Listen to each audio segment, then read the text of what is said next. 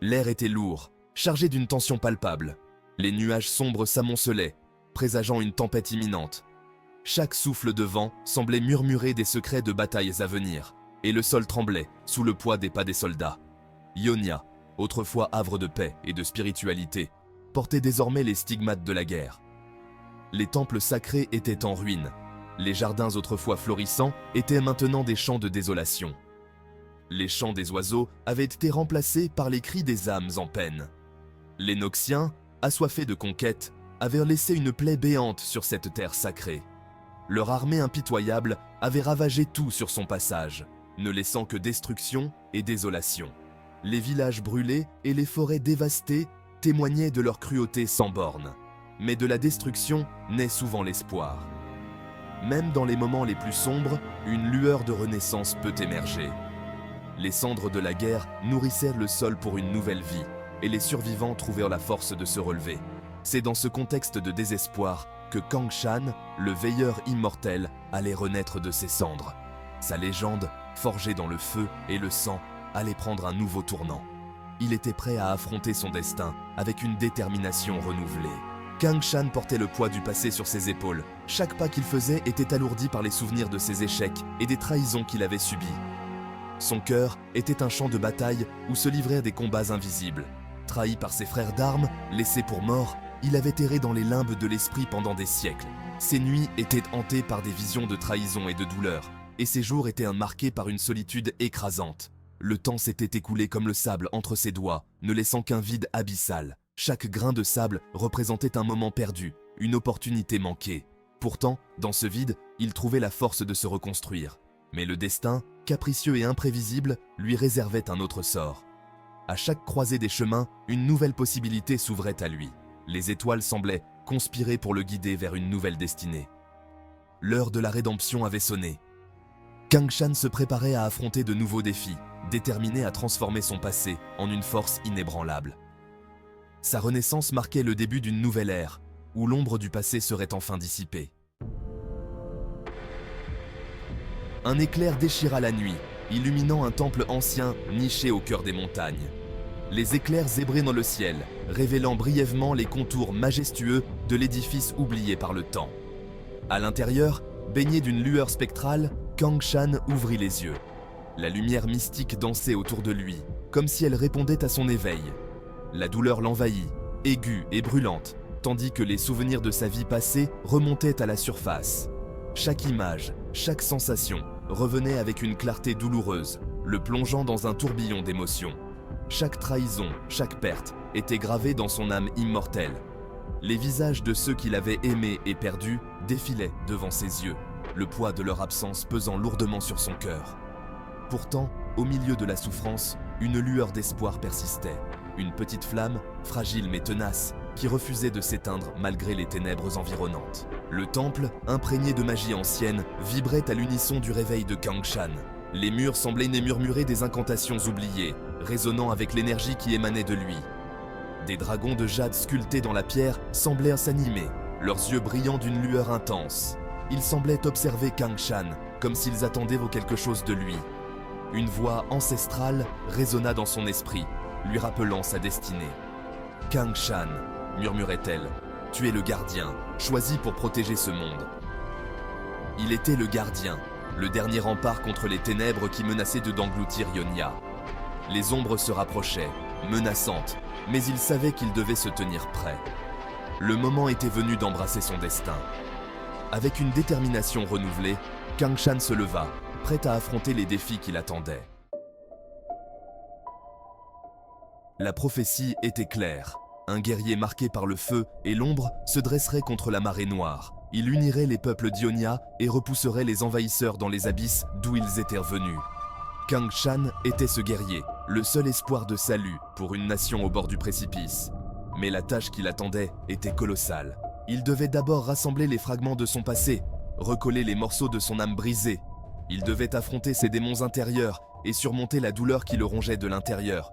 Et surtout, il devait convaincre les Ioniens, divisés et méfiants, de lui accorder à nouveau leur confiance. Le chemin vers la rédemption serait long et périlleux. Dans une clairière cachée au cœur d'une forêt millénaire, Les gardiens d'Ionia se réunirent. Ces maîtres des arts martiaux et de la magie ancienne étaient les protecteurs secrets de l'île. Ils étaient liés par un serment ancestral, préserver l'équilibre d'Ionia à tout prix. L'arrivée de Kang Chan, annoncée par les esprits de la forêt, était un signe. Les débats furent houleux. Certains gardiens accueillirent Kang Chan à bras ouverts, voyant en lui la réalisation de la prophétie. D'autres, marqués par la trahison passée, restèrent sceptiques. Comment pourraient-ils faire confiance à celui qui les avait déjà conduits au bord du gouffre? La méfiance était palpable. Kang Chan devrait prouver sa valeur, regagner la confiance perdue. Kang Chan savait qu'il ne pourrait vaincre les Noxiens seul. Il avait besoin de l'aide des Ioniens, de leur force et de leur courage. Son plan était audacieux, risqué, mais c'était leur seul espoir. Il unirait les différents clans d'Ionia, des guerriers Kinku aux moines du monastère Shojin, en passant par les Vastaya des forêts. Il utiliserait sa connaissance approfondie des tactiques noxiennes, acquises au cours de ses nombreuses années de service, pour les prendre à revers. Il les attirerait dans un piège, une bataille décisive qui scellerait le destin d'Ionia. Mais pour ce faire, il devait d'abord convaincre les gardiens de lui accorder leur confiance. Le temps était compté. Alors que Kang Chan rallie les Ioniens à sa cause, une ombre se tapit dans l'obscurité. Un traître se cache parmi les gardiens, un agent noxien infiltré dans leur rang. Ce traître, rongé par la haine et la vengeance, est prêt à tout pour voir Ionia tomber. Il manipule, complote et sème la zizanie parmi les Ioniens. Le moment venu, le traître frappe. Lors d'une attaque surprise contre un convoi de réfugiés, il révèle sa vraie nature. Le chaos s'ensuit, semant la panique et la méfiance. Des innocents périssent, victimes d'une guerre qui ne les concerne pas. Kang Chan, dévasté par cette trahison, se jure de venger les morts et de mettre fin à cette folie destructrice. Le soleil se lève sur Ionia, rougeoyant comme le sang qui s'apprête à couler. Les premiers rayons de lumière percent à travers les nuages, révélant un paysage qui sera bientôt marqué par la violence et le chaos. Les oiseaux, habituellement chantant à cette heure, sont étrangement silencieux, comme s'ils pressentèrent l'horreur à venir. Les armées s'affrontent dans une bataille épique qui marquera l'histoire de l'île. Des milliers de soldats se préparent, leurs armures scintillant sous le soleil levant. Les cris de guerre résonnent, créant une symphonie de détermination et de peur. Chaque homme et chaque femme sait que ce jour pourrait être leur dernier. D'un côté, les légions noxiennes, disciplinées et implacables, menées par un général avide de gloire. Leur marche est synchronisée, chaque pas résonnant comme un tonnerre. Leurs visages sont fermés, concentrés sur la victoire à tout prix. Le général, en tête, observe le champ de bataille avec un regard calculateur, prêt à exploiter la moindre faiblesse. De l'autre, les Ioniens, unis sous la bannière de Kang Chan, prêts à mourir pour défendre leur terre sacrée. Leurs cœurs battent à l'unisson, animés par un amour profond pour leur patrie. Chaque guerrier porte en lui l'espoir de son peuple et la détermination de ne pas laisser l'envahisseur souiller leur sol. L'affrontement est brutal, sans merci. Les épées s'entrechoquent, les boucliers se brisent, et les cris de douleur se mêlent aux hurlements de rage. Le sol est bientôt trempé de sang, chaque centimètre gagné au prix de vies humaines. Les soldats se battent avec une intensité désespérée, sachant que la moindre erreur peut être fatale. Les guerriers s'abattent les uns sur les autres, mus par la rage, la peur et l'espoir. Chaque coup porté est chargé d'émotion, chaque mouvement est une danse de survie.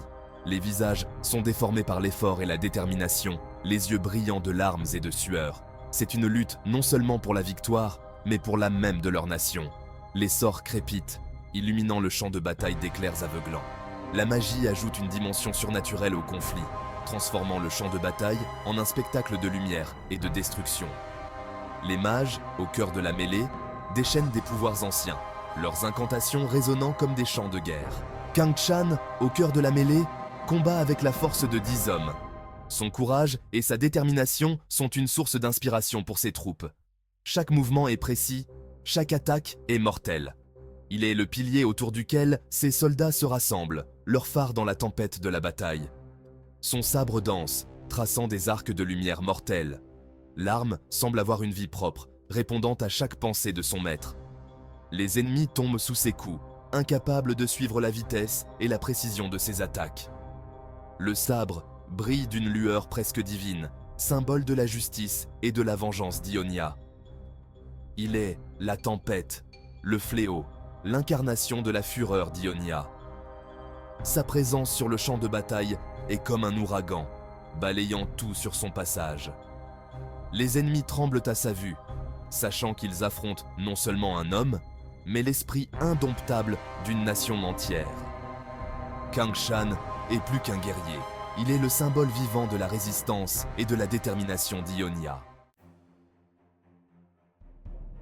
Alors que la bataille atteint son apogée, Kang Shan puise dans une force qui le dépasse. Le royaume des esprits, autrefois inaccessible, s'ouvre à moi. Je peux désormais puiser dans la puissance du rêve, la source même de la magie ionienne. Des dragons astraux descendant du ciel, répondant à son appel et déchaînent leur fureur sur l'ennemi. Les Noxiens, pris de panique, battent en retraite. Leur formation se disloque, leurs rangs se brisent sous l'assaut des Ioniens galvanisés par la puissance de Kang Shan. Le général Noxiens, blessé et humilié, ordonne la retraite. La bataille pour Ionia est gagnée. Alors que la poussière retombe sur le champ de bataille, Kang Shan est un homme transformé. La victoire a un goût doux amer. Des sacrifices ont été faits, des vies ont été perdues. Mais Ionia est libre. Le cycle de la violence est brisé. J'ai honoré ma promesse, expié mes erreurs passées. Il est désormais un symbole d'espoir pour son peuple. Un témoignage de la résilience de l'esprit humain. La prophétie s'est réalisée. Le veilleur immortel a mené Ionia vers la victoire. Mais le combat est loin d'être terminé. Des défis attendent encore Kang Shan. Des ombres persistent à l'horizon. Ionia commence à panser ses plaies. Les villages sont reconstruits, les champs reprennent vie. L'espoir renaît dans le cœur des Ioniens. Je suis respecté et admiré, et je deviens un guide pour mon peuple. Je les aide à reconstruire leur vie, à retrouver la paix intérieure. Il sait que la paix est fragile, qu'elle doit être protégée à tout prix. Il continue de veiller sur Ionia, prêt à affronter toute menace qui se présentera. Car je suis le veilleur immortel, le protecteur de l'équilibre, le garant de la paix.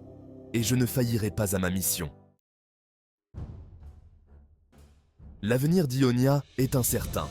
Mais une chose est certaine, Kang Shan sera là pour la guider. Vers de nouveaux défis, vers l'inconnu. Le veilleur immortel est prêt à affronter son destin, à protéger sa terre natale, à tout prix. Car c'est là ma raison d'être, mon devoir, ma destinée. L'histoire de Kang Shan est loin d'être terminée.